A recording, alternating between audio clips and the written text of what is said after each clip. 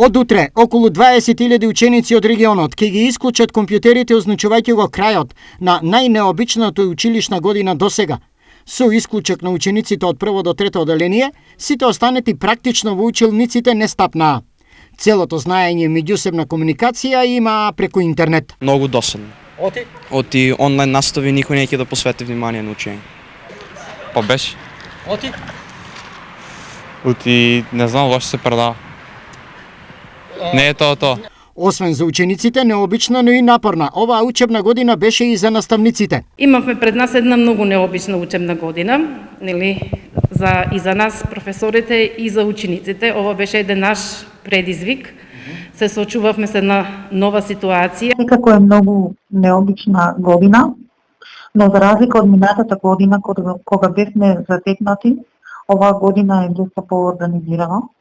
Имавме помагала многу, значи бевме ставени на обука иницијална за користење на платформа и Teams.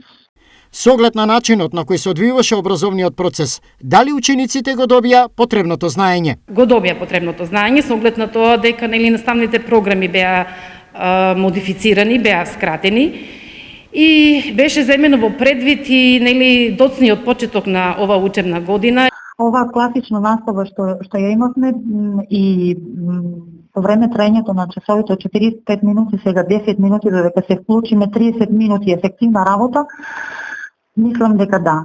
Сега пред учениците се 3 долги и забавни летни месеци, но и искрено очекување дека од септември се ќе биде постаро. Затоа што едногласни се тие, велат, подобро е да се седи тука во училница и да се осети оној ученички жагор, отколку да се биде пред компјутер и да се биде сам.